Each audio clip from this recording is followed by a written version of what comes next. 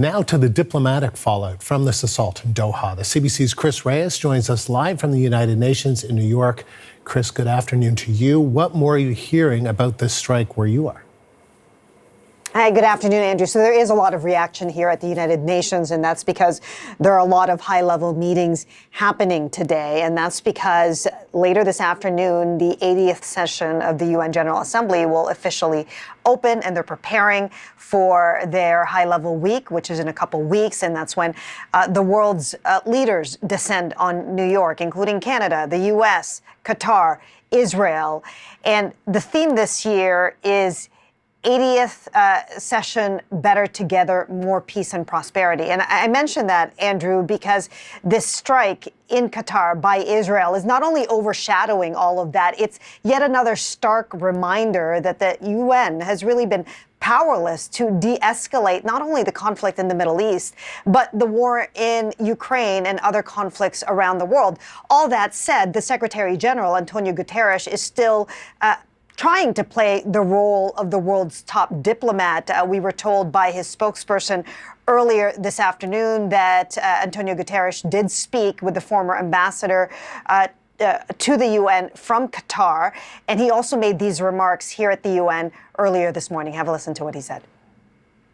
We are just learning about the Israeli attacks in Qatar, a country that has been playing a very positive role to achieve a ceasefire and release of all hostages.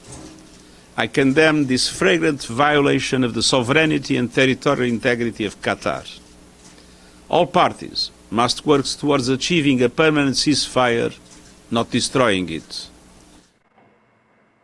And the new president, Andrew, of the General Assembly was also here at the UN today in preparation for opening the 80th session. The first question she was asked was for her reaction to this strike. Have a listen to what she said.